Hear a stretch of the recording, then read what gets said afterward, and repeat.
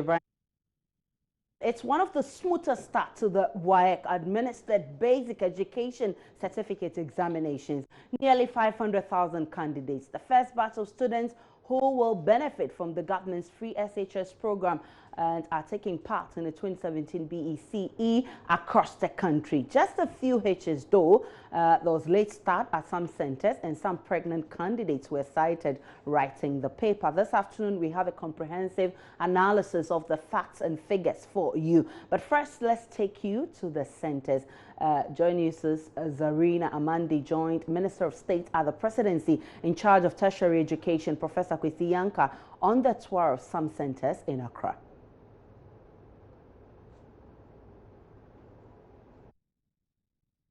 So 7 centers, and if the standards of examination and supervision are the same throughout the country as they are here, we would say that we will be generally satisfied with the general conditions under which the exams are being written by the students.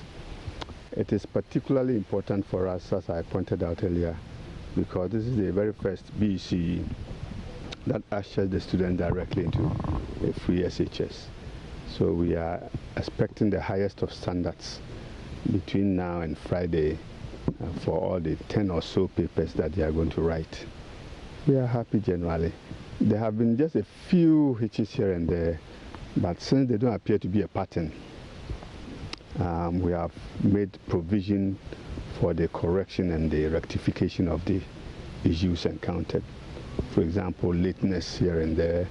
We have pointed it out to them that there's absolutely no excuse for lateness. We knew when the classes or exams were to start, things like traffic and so on and so forth being an impediment and stopping you from being punctual will not be accepted from tomorrow going. This government, as has been pointed out over and over again, is very sensitive about punctuality. And the president has said this over and over again. We urge everybody to come along with the president in instilling discipline into the society. Zarina Amandi joins me in the studio with more. Zarina, good afternoon to you. What more did you observe at the centers you visited? Okay, so we visited 6 centers, and the key issue which the minister also highlighted was the late start of the exam in some of the centers, because this was basically due to late arrival of the papers in some of the areas. Because when we got to some of the centers, as at 5 minutes to time, that was when some of the examination question papers had arrived, and so it was late. There was a late start, but then eventually it was a very smooth process, and the minister inspected the examination centers, and he said he was impressed. There have been calls for strict invigilation of this examination, so we don't have some of the things we've had in the past. What would you say about invigilation? How was it like? Okay, so it was very serene and calm in most of the centers that we went to. Most of the invigilators were apt and very keen. They did not want to leave the examination center because they were very aware of some of the cases of exam malpractices we've had in the past. And so it was very tight. The students also did acknowledge that it wasn't very stressful for them. The invigilators were quite friendly but very, very strong, and they were very they didn't want to leave an opportunity for any malpractice. What paper did they start with? English? They started with English this morning, and later on they wrote religious and moral education. I'm not sure you spoke with some of the candidates because they were busily doing their own thing, but looking at the countenance on their faces, would you say it was a difficult paper? Actually, the tour took, it was a while, so right from the beginning of the exam, we proceeded to so many other centers, and eventually we got to talk to some of them at the end of the paper, and they said it was easy. I don't know, but that's what they were saying. They were very optimistic, and then said that they are hoping that the rest of the papers in subsequent days would be as good as today's paper, and they were all excited. It was good, but they came out and they just had to go back and prepare for the next paper. But we had quite an interaction with them. The minister also had an opportunity to talk to them, and he advised them to desist from engaging in examination malpractices, and also told them that he congratulated them in advance and then just encouraged them. And how about the invigilators? Did they complain of having tough time with the students? No, we did not get any such complaints. As I said before, everything went smoothly, and they were just quite strict. They thought that they wanted to avoid any instances of malpractices like we have recorded in the past. And so there was no such issue of poor invigilation or complaints from the invigilators. Everything went on well, I should say. All right, many thanks to you, Zarina Amande. So Zarina Amande is our lady who was on the beat with the Minister of Education, who went around some centers in Accra to check how the BECE kick-started. And you heard her right. She said it started smoothly. It's one of the smoothest BECE starts we've had. And so far, so good. There haven't been problems. In the studio, I'll be joined shortly, is Bright Apia. He will also be throwing more light to this issue. So it's all about BECE education, and we know all the complaints we've had in the country. We know that a lot of people have complained about the way and manner students have had to write exams, and later having been told that their papers have been called off due to some examination malpractice. And so a lot of people have called on the West African Examination Council to ensure that invigilation is strict and all the guidelines, rules, regulations are adhered to, so we don't get to hear some of these stories again. We'll take a break. When we come back, we'll bring you more on the BECE.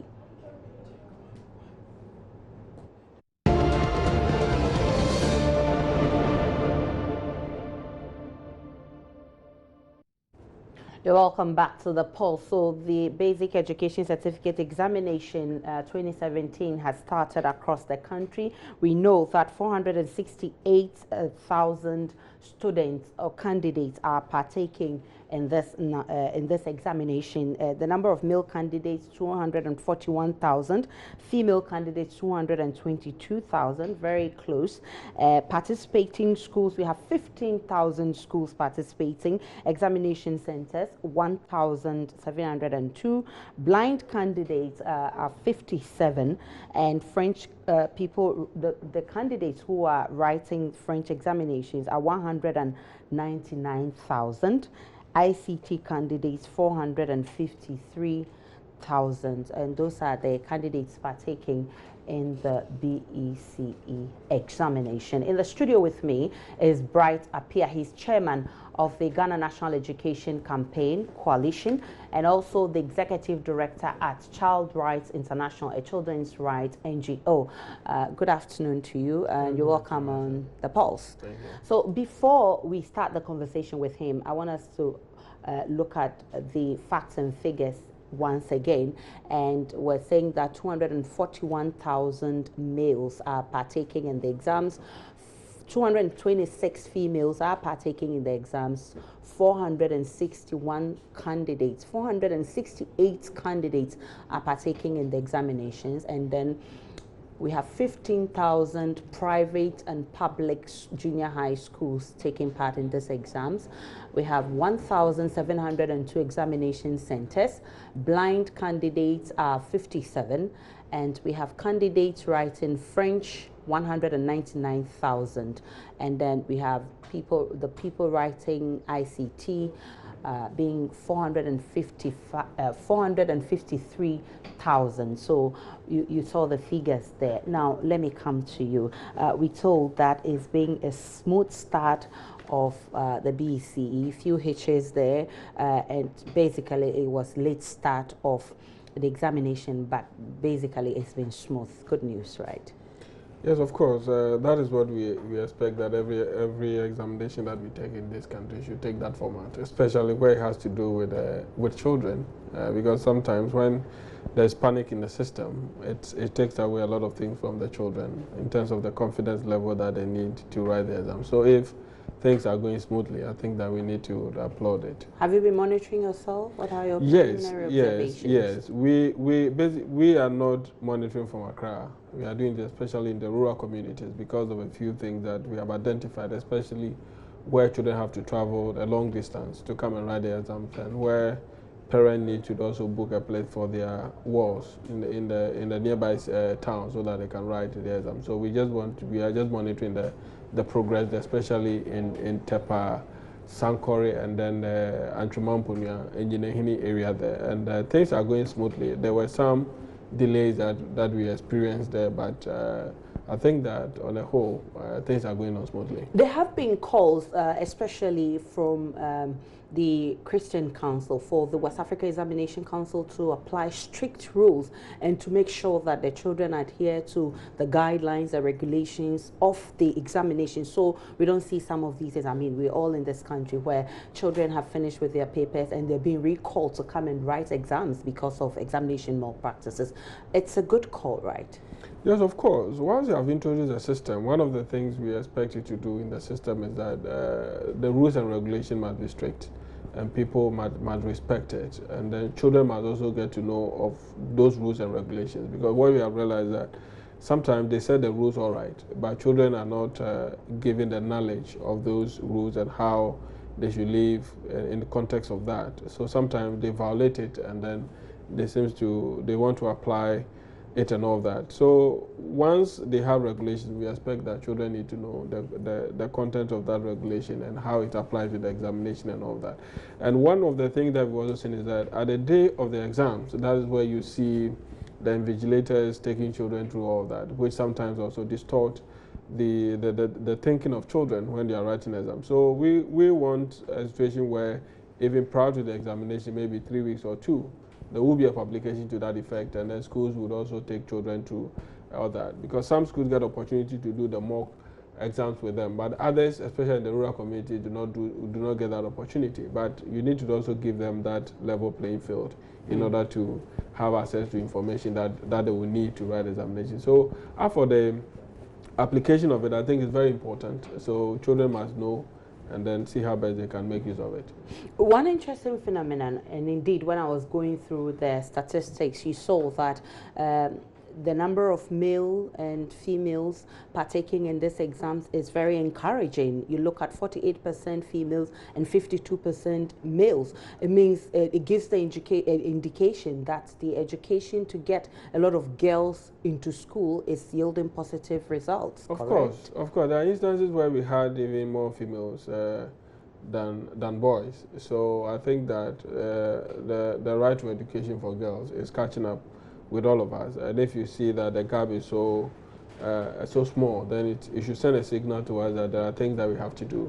But however, when some of these things begin to come, I think that during the examination there are certain steps that we also need to take to ensure that we protect the environment for the girl child. I would still want to make mention of the rural communities, because sometimes it's very difficult for them to even come to the examination room and sit, because especially those who excuse me to say, they are in their period. They find it very difficult to get to the center to write exams and all that. So once we are seeing more girls, then it means that a call for certain measures should also be put in place to address their needs, so that the environment will be conducive for them to write the exams. I think, Director, if you can show us the breakdown of the number of males and females from the regions, it will be very educative. Okay, we're not seeing much in this one. Can we have more of the breakdown of the breakdown of?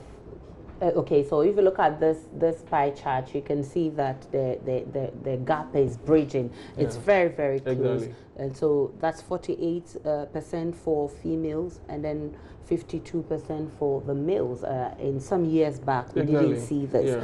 So this is very encouraging, but we'll still get you the breakdown in all the regions. How many males are participating in Greater Accra, Ashanti region? We'll get that for you shortly. But the other interesting thing bothers on the candidates who are taking French.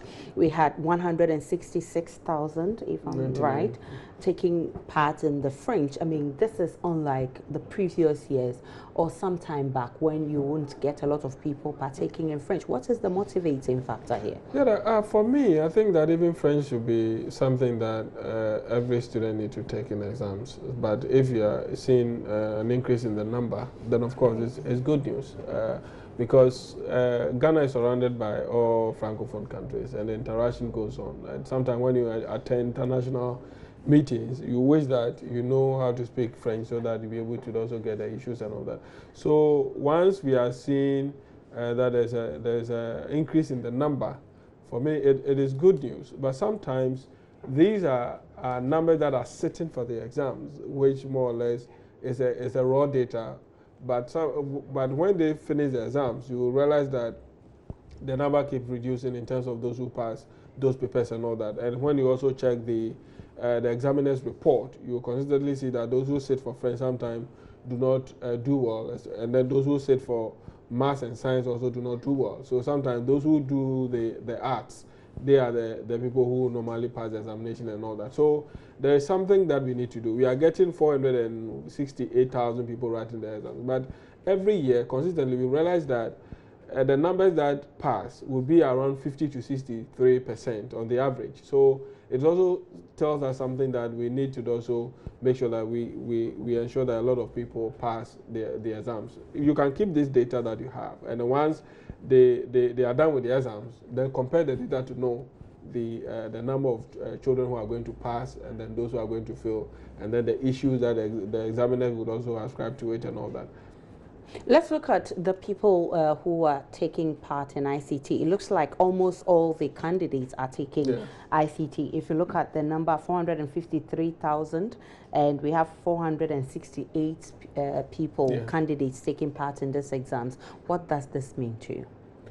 Well, for me, I'm even expecting that all students will take the ICT, but I believe that some difficulties will not make it possible for some students to do that, because basically when you go to the rural communities, there's nothing that would suggest to you that they can even write the exam. So if gradually we are giving options and we get to a level where we think that we have equipped them to write the exams, so be it. For me, it's good news. And I'm coming to that part, the unfairness that people have raised, that people in the rural areas, some of them do not have access to electricity. And you and I know that in ICT, to be able to get to know the basics of it, you need to see.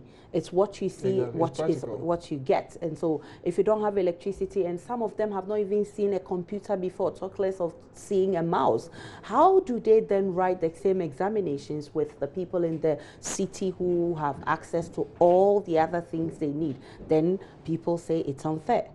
Yeah, of course. We've raised that issue a number of times, that we expect that the government will address that, because even if you see the books, the syllabus that they use to teach ICT, it's just a drawing. And sometimes, even if you look at the drawing, it's very difficult for you to identify whether this is a mouse or this is a keyboard or whatever you want to call it. So there's those who are in the rural communities are disadvantaged when it comes to some of these things.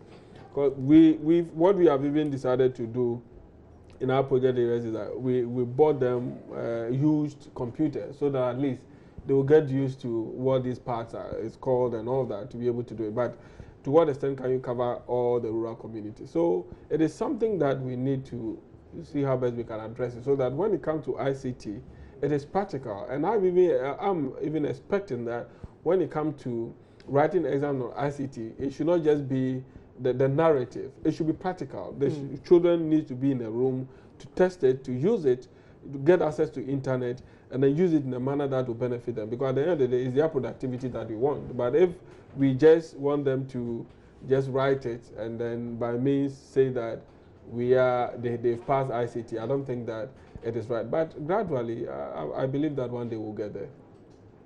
Okay, so let's have a look at how many people are taking the ICT exams. We know 453,000 people. That's the pie charts there. What does this mean? How does this come across to you? We have just, I think, 5% of the candidates not taking part, and so it means the entire all of them are taking part. I'm even interested in the 5% who are not, because I don't know the reasons that they are giving for 3%. Not doing 3%. Yes, I don't know the reason that they've given for not writing that. But whatever it is, I expect that at least all students who sit for BECE will have the opportunity to write ICT, because now there's nothing that you can do without ICT. So we need to get children to understand. So that. how do we bridge this gap? Because whether we like it or not, there are still people who remain in the rural areas. There are people who do not have access to electricity. There are people who haven't seen the computer before. There are people who haven't had the practical aspect. Even some of the teachers who are supposed to be teaching the students do not have access to computers. And you wonder how they can teach them. How do we bridge this gap? Because at the end of the day, they're all writing the same exams, and the probability that the privileged students will get more marks than the rural people is high. Yes, of course, and government must be sensitive to that.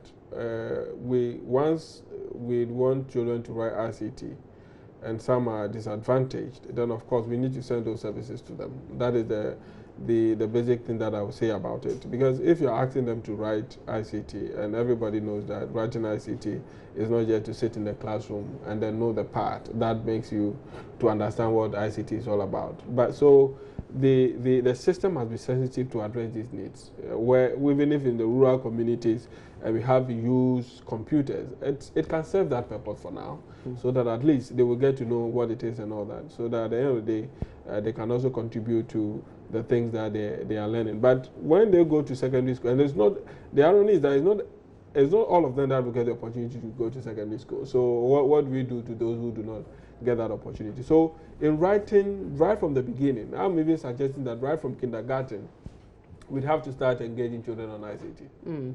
I want us to go back to the French conversation.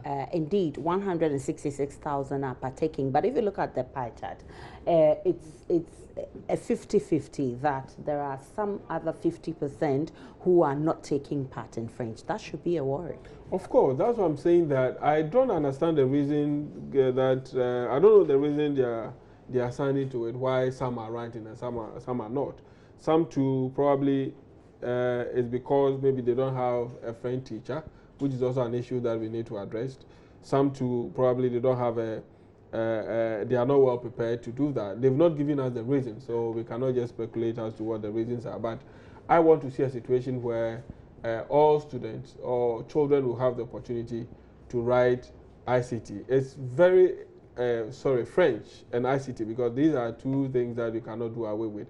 Because especially where you have a country where you are surrounded by French-speaking countries, and then transactions and business goes on and all that. So we cannot take it for granted. But let's just wait to see what the state will say in respect to why only 199,000 are writing French, and then why only that number writing ICT and all that. So we just have to interrogate it and see the reason that I've been What I know is that French is not compulsory, it's optional.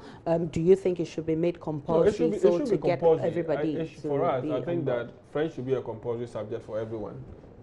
The time that we live in, you cannot take anything for granted. So we need to open up the door for our children. The difficulty is that we've piled up a lot of syllables on our children. So sometimes we'd want to play that necessary evil by getting rid of certain things that would also benefit children. But I think that moving forward, French is one subject that we should make compulsory in our schools for everybody to partake in it.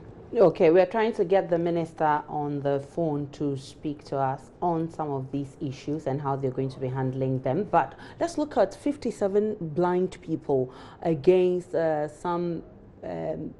people with normal sight. Is it fair for them to write the same examinations with them? Yes, what I know is that there are systems in place for those people. Normally, they call them physically challenged. I'm sure if they hear you call them blind, they'll have difficulty. Definitely so. Physically challenged persons.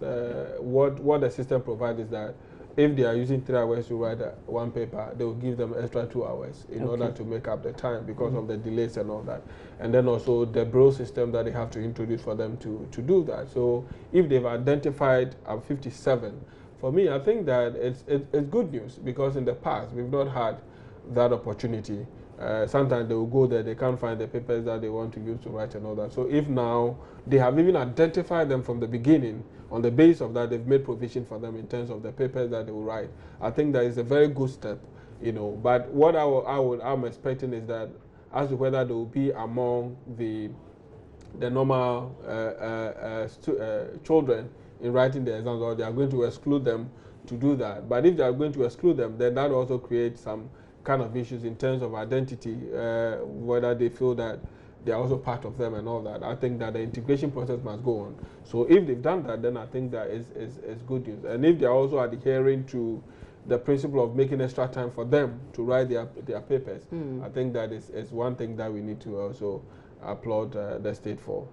We are aware that this is the first batch that will benefit from the free SHS that comes up in September, but we are not sure of the figures, but we know that about 200,000 people will be accommodated in the first batch. We are not very sure about that, but that is some figures that is not certain yet. But we know that we have 468 people in this exam. If it happens that the government is taking only a little above 200,000 for the free SHS, then it means there's going to be a backlog.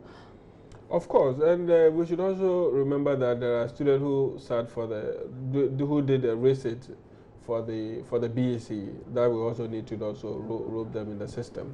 And if you look at the statistics, every year the pass mark that we get is around 50 to 60% of the number of children that sit for the exam. So clearly, this year, I don't know how the percentage is going to roll out, but whatever it is, the normal thing is that the students that are going to sit for the exams must all graduate to the secondary school level, because it's not compulsory. So in a normal circumstance, there should not be a barrier. The only barrier that we need to determine is where you'll be placed in the system, as to based on the grades, because the placement is going to be based on merit. So it's all of them are going, all right, but it just determines in terms of the grades that you get, that either you go to Wesley Girls or you go to Mauli or St. Augustine. So those are the things. So we should still have in mind that... Or you stay at home. You stay at home. We still have in mind that government program for September is going to cover 468,000 children. That is the kind of, in terms of the planning, that's what we have to target, because we don't know how many children that are going to be there. And the ministry also have made it clear that the support for these children is going to be based on where they will be placed and all that, the number that will pass, you know. But you see, there's a contradiction in that. Once you are introducing free compulsory basic education up to secondary school level, the assumption is that there should not be a barrier in the process. Okay. You know, the only barrier that we need to see is that where would the children be placed in the system. Do you foresee some elimination by rough tactics on the way to be able to get rid of some of them? That is my fear, that if you are not careful what the system is going to do, which I'm not so sure of, but the fear that I'm entertaining is that the scheme is going to be difficult in order to eliminate other children, so that they reduce the number of people who will benefit, because meeting the cost of 468,000 is not a joke. It's not a joke, because even if you look at government estimation, it's not even up to this number. So there will be attempt in order to meet the target of government in terms of the policy directions and all that. But what we need to have now is that all the children that are sitting for the exams now are going to get a compulsory basic education. And that, in terms of the definition that is given to it, is also secondary school and then technical and vocational. And vocational. So, and there are instances in this country that even when you get 36, you will still qualify to go to any vocational training institution. So there too, you cannot say that because they did not pass, you cannot take them and all that. Once you enroll in a technical and vocational school, the system must support you and all that. So what for me we should have at the back of our mind is that 468,000 children who are writing their exams would all enjoy free compulsory basic education up to the secondary school level. What's your expectation of this examination? It's supposed to start today and end on 9th June 2017. Yeah, my expectation is that our children will go through this without any difficulties, without any leakage of papers, so that at the end of the day we know that they've put in their best to write exams. And my hope is that all of them will come out with the flying colors. All right, many thanks to you for passing by. So that was Bright Appiah, who is Executive Director of Child Rights International. So it's been about BECE 2017, and we've seen the smooth start of the exercise. We're hoping that it will end the way it started, and you just heard him right. He says he's hoping that we'll not record any HS like we've done in some time back, and he's hoping that all the students will pass. And one thing he's harboring some fear that probably government may use some rough tactics to eliminate some of the students. Of course, if we have 468 students and government is supposedly taking a little over 200,000 for its SHS program, then we must all have cause for worry. But he's optimistic that all of them will get some education after the BECE. We'll be doing more on that. If we get the minister, he'll be telling us how government is going to be handling all of this. But in other stories, cocoa has been one of the contributions to Ghana's GDP over the years. Unfortunately, the producers of this commodity do not benefit much. Today, the story is different as Modele International, in partnership with Child Rights International, launched the Tony Fofie Development Fund to support the first batch of 70 children of cocoa farmers. 70 children from 447 cocoa growing communities in Ghana have been selected on a pilot-based benefit from formal education as well as technical and vocational training and apprenticeship, with the expectation of promoting the rights of children in those areas. The beneficiaries will also receive career guidance through a mentorship program. The support is irrespective of their academic brilliance or otherwise. Most of the time you hear support, educational support targeting brilliant but needy children. That phrase is not in our vocabulary. For we know that many are the children who may not exhibit brilliance due to their needy status and will become brilliant when given opportunities such as this fund offers. Consequently, the main objective of the fund is to protect and promote the rights of children in cocoa growing communities.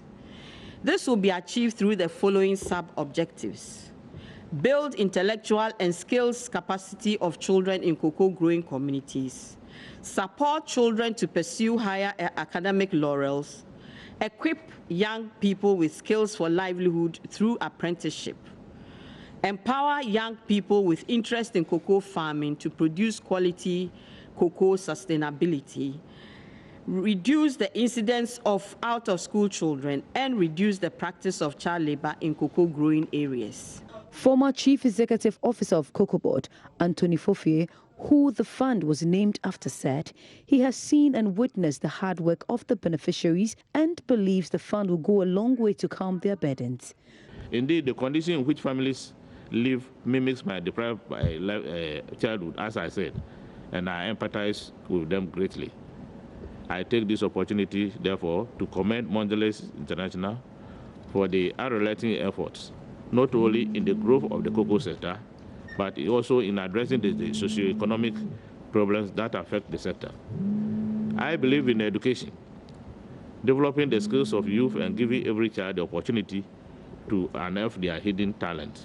Ruth Addison is a child rights advocate. She has called on the beneficiaries to attach priority to their education. You're privileged to be getting this fund coming your way, so please don't disappoint us. Make us proud. You know, the sky and beyond should be your limit. Make us proud. It doesn't matter where one is coming from. Once you set high standards and goals for yourself, you can achieve it.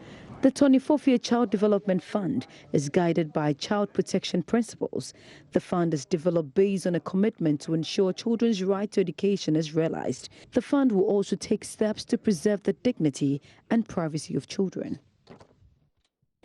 So the pain is refusing to go away a week after military captain Maxwell Adam Mahama was gruesomely killed. The demand for justice is still on, and today we are live in Dintra, where the gods have been pacified for the incident, plus details of police investigations into the matter. We have all you need to know from Dintra of Wasi.